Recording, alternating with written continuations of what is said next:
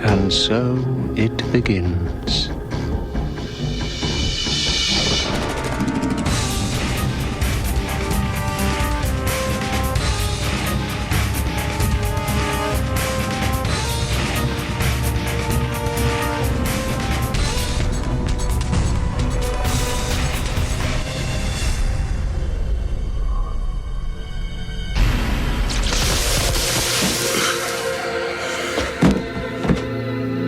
I told you. I will be here when you need me. At the conclusion of Babylon 5, there were a number of stories yet untold in the Babylon 5 universe. Warner said, "Do you have a thought for a follow-up series since Babylon 5 had done very well?" And I did. I had a notion to explore elements from the Shadow War that were left over. I wanted to go in a different direction with this show because there's no point to doing the same show just repackaged. If it was set on Babylon 5 and just had the change of characters, that's not, to me, a new show. It's just variations on a theme. In Crusade, they were out right away from the beginning to try to find a cure to the Drakh Plague. So it was them exploring the universe. That was a lot different than having people land on the space station and come and go and have the chaos of that. My initial pitch on Crusade was King Arthur's Ride. We need the right ship and the right person to find that cure. The right ship is the Excalibur. That person is you, Captain. That's why we have the accoutrement of King Arthur, the Excalibur, and a Merlin-like character. We had said that Crusade was going to be more action with drama, as opposed to Babylon 5, which was drama with action. And now we had to establish new people, new situations, and at the same time have a link to Babylon 5. So this is Babylon 5. It's everything I expected.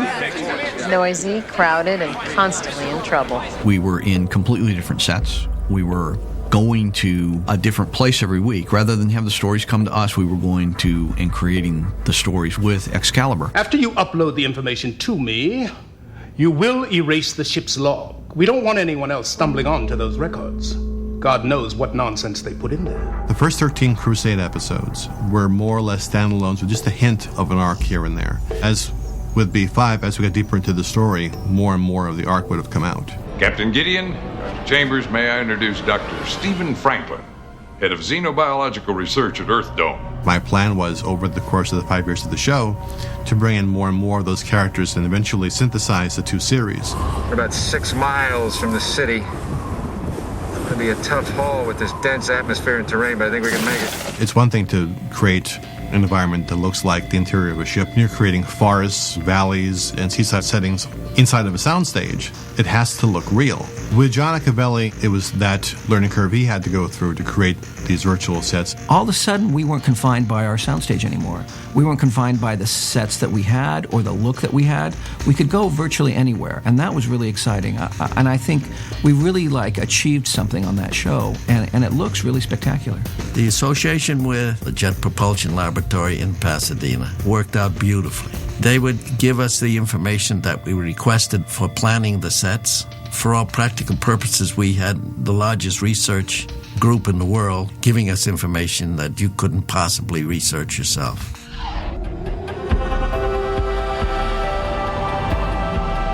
Many aspects of Crusade we wanted to make a distinct break from the universe of Babylon 5. Music being one of the distinctive ones. Christopher's music was so, identified with Babylon 5. He had a very distinctive style. We wanted this to have a different feel. After much search, we sent it in on Evan Chen, who had given that kind of combination of Oriental and Western music. One of the other things that we did was we brought Fred Murphy on as our DP to give a different kind of look to Crusade. The beauty of it is there was no rules. I could do anything I wanted. And, they never stopped me and never questioned me, they always liked what we did. I first met Fred because he was the Steadicam operator we most often used on B5. So for him as the DP on Crusade, I could say at the drop of a hat, hey, let's Steadicam this. I just tried to make the camera move a lot more. They weren't static shots where I'm doing a close-up here or a close-up there. I would do more kind of like the NYPD Blue stuff, doing a lot of moving of the camera. Yes, I'm a thief and a damn good one.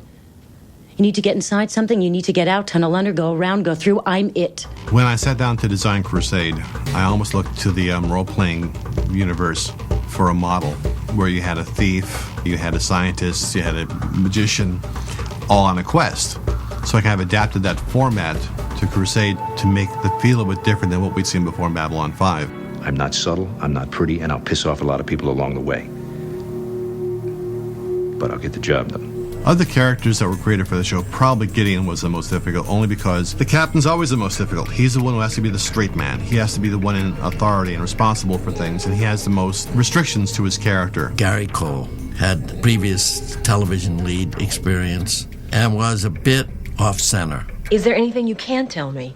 Never eat anything bigger than your head, never shoot pool at a place called Pop's, never eat food at a place called Mom's. And since this was an experience of exploring new worlds, we felt that he would be very appropriate. I thought you said you don't hold a grudge. I don't. I have no surviving enemies. Technomages are very popular with the fans. They're popular with the creator of the show as well. And I wanted to have someone there who would come at problems from a very different perspective than everyone else. Has anyone else ever found this well of forever? Absolutely. It's just that no one has ever returned. Consider it an adventure. Joe was very careful not to describe any of the characters in too much detail. It was a sort of running joke that he was, keeping a lot of secrets, and that the last people to know would probably be the people playing the characters. For me, it certainly worked out all right, because the character is mysterious. When will you come back? In the fullness of time. Expect me when you see me. You don't know a lot about him, and even through the episodes that we shot, you gradually reveal more about the character. You seem troubled, sir. Trouble, Lieutenant? All right, preoccupied then. Would Captain Lockley be involved by any chance? Read my mind. Sir, I would Sorry. never... Sorry. It's a figure of speech. I didn't mean it literally. Between the time of Babylon 5 and Crusade, we had the telepath wars take place. So I wanted to indicate what happened after the fact. Part of which being that Teeps were now allowed to join military vessels with certain very clear restrictions on them. Showing that we can obey the new regs is all that stands between us and the creation of a new Psi Corps. I'm not going to be the one to mess that up. Through Matheson, we would eventually learn what happened during the course of that war. And I thought it'd be fun to play him at times being discriminated against, not because he's Asian, but because he's a telepath. It is wrong to withhold information. Yes. Yes, it is, isn't it? Dorina Nafil was one of my favorite characters I've ever played. Oh, I knew! Let me go! She was a little spitfire. She was a thief, a tunnel rat, had the biggest chip on her shoulder, but also had like a wonderful humorous side. For Crusade, I was the only regular alien, which is unusual, I think, for B5. I didn't mind it. I really didn't. I only resented it when Peter came in to get his head buffed, and he would be sitting in the chair for 5 minutes, and then I'd be like, I've been here for 3 hours. I am many things. I am bright, personable, charismatic, and not a bad dancer, but expendable, no. It's a terrible thing to say, but the primary requirement from Max Allerson was that he should be annoying. He was a kind of an egomaniac and had no idea that the outside world was going to be affected by any of his impact, because this was just naturally the way it had to go. It was efficient or it didn't exist. So his patience level for things in this spaceship was limited, shall we say? Last entry deleted. Somebody who's as rigid as Max was going to hit the wall pretty hard. And I think that was coming. And I don't know if we got quite to that point in the show, but I had the feeling that he was really in for a transformation. I don't think that you can handle what I'm having. Is that a challenge, Max? Are you up to it?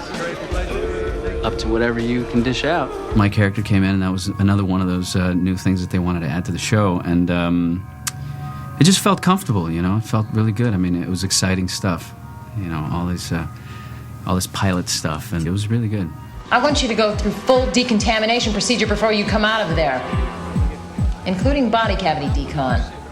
Maybe we'll get lucky and find out where your copy of MedLab regulations went. We had cast Margene as a technician engineer on the Call to Arms. While this is going on, we're also casting for a doctor for the Crusade series, and we couldn't find anyone who really worked for the show. And as we're casting over here, we see Margene over here doing a great job and being very strong and capable and likable, and we're like, shoot. Let's get her. She's a very caring person. She's very loving, but she's very professional. She knows exactly what she wants and what she wants to do. She's got a greater stake in the whole theme of what was going on, which was trying to find the cure for the Drakh plague, because she had a sister that was on Earth. So her mission was a little more personal. You know what you are? Ruggedly handsome. A control freak. Can I be both? Tracy was, in many respects, our anchor for the show because she could tie together both the Babylon 5 universe and Crusade, because they would come to B5 from time to time for assistance or for layovers or for meetings or what have you. I was very flattered to be one of the characters that went over to Crusade, and I really liked the way my storyline was going there. Do you believe in God? Captain, I have 5 years to cure the Drakh plague. Do I believe in God? I'll get back to you on that in 5 years. In 1 day. I wanted to start off the show in media res, in action, where the team's already together and they're off doing their thing, as many shows do. But after we shot 4 episodes or 5 episodes, TNT stopped everything and wanted to re-examine things a bit. And part of that was to say, let's do a pilot episode proper, where they come together for the first time to introduce them in their areas of specialization. When we shut down, we did revitalize and redo the sets, which was a huge challenge. And so there was kind of like this massive building campaign for a couple of weeks where we really just got an infusion of cash and started building a lot of new sets. And I think it really, you can kind of tell the difference, because we weren't just on the Excalibur or just on the planets.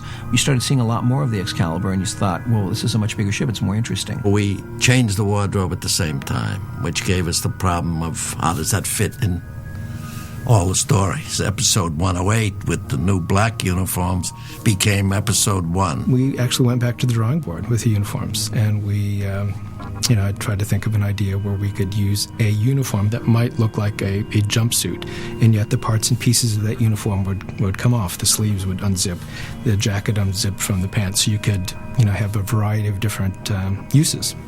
So now the first uniforms were now the second uniforms, which would in time be thrown away in a terrible accident with the dry cleaners, to then bring back the black uniforms. So it started off, in fact, gray, black, and black, but in story time, it would be black, gray, and black. There is no planning, no design to our lives. Odd. Given your profession, I figured you'd be the one person who'd believe otherwise. I think this is where I get off. Metaphorically, metaphysically, and literally. I think with Crusade, we didn't hit our stride. We didn't really get into what we could have really done well. And when you're developing a new show, it takes several episodes for it to find its legs and to find its place. And I think even harder with a sci-fi show. We set our bar really, really high for what we were trying to achieve with Crusade. I think the bar was set probably just a notch too far beyond where we could reach with the resources that we had. I love these 13 episodes. They represent to me some really good storytelling. They represent great performances, the best CGI I've seen in a while, good sets, a good working environment. It is a postscript to Babylon 5 to say what might have been. And like many things that are ended prematurely, it becomes myth after a while. And if Crusade was about myth to some extent, then somehow there's symmetry there.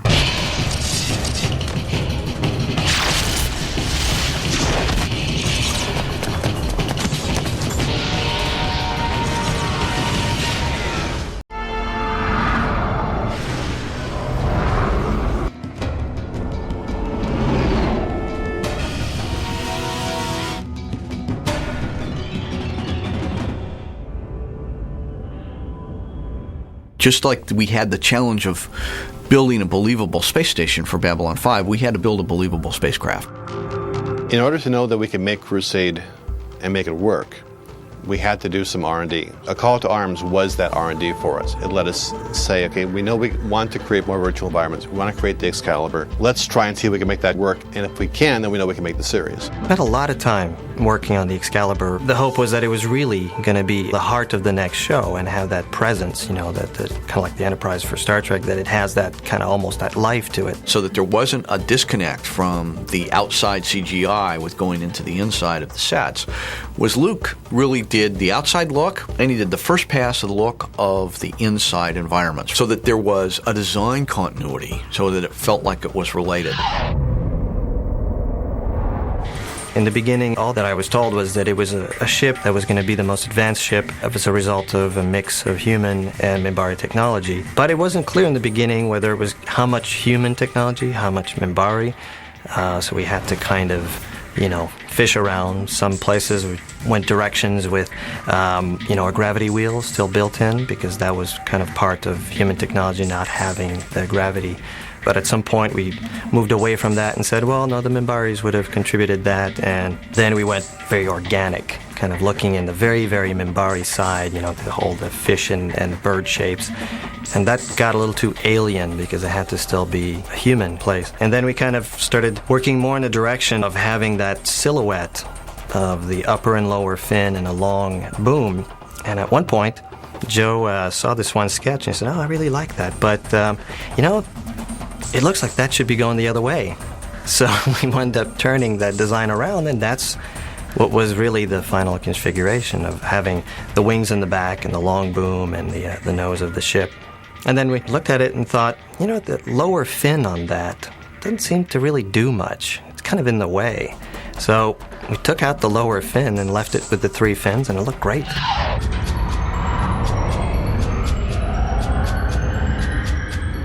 And we actually took a computer model and we drafted the set and built it in a program that you could actually set the camera at different heights and the director could look through a lens.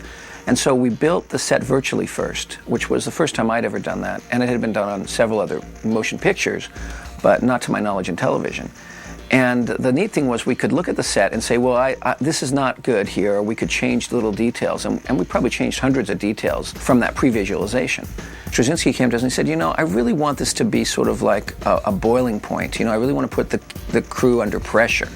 Visually, I wanted something that was more claustrophobic feeling, that was based more on a submarine model. We wanted a deep set, a set that where you could see, behind the captain, other things going on, other rooms you would use, and that when you were in those rooms, you'd still see the bridge in front, and, you get a lot of richness out of that. This thing was so big, to be able to get from one part to the other was not practical to walk. I thought, well, if this place is so huge, you'd almost have like a subway in there. So I kind of thought of, well, what happens if it's these tracks and these trains that kind of switch and can actually almost transfer from one tube to another and then index into these shafts that go up through floors. And it was almost deliberately complicated, but I thought, I'm having so much fun with that.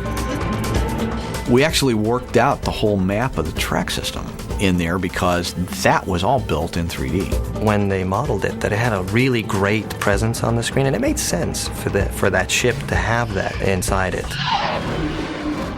The ship, as we designed it, it turned out that it had a great place to put the main fighter bay, which was in that kind of mouth underneath the boom, and the theatrical sense that you're leaving something that has a scale to it. Because it's when you have a really big thing like a ship like that, you can't just have the fighter just go off and then don't get a sense of the relationship to the object. The great, almost like random chance that happened was drawing something. I thought, wouldn't it be kind of funny if they were kind of like a little coat rack or something that drops and then the fighter just shoots off.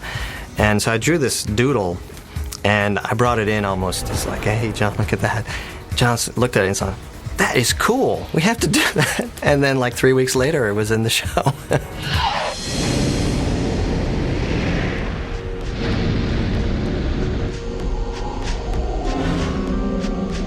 This series was done the right way. I mean, really, really done, really good design throughout. The way that it came together, because it was a standing set with corridors and everything and a medical bay. It was a really, really nice place where you could see, you could feel the life of the story happening in there.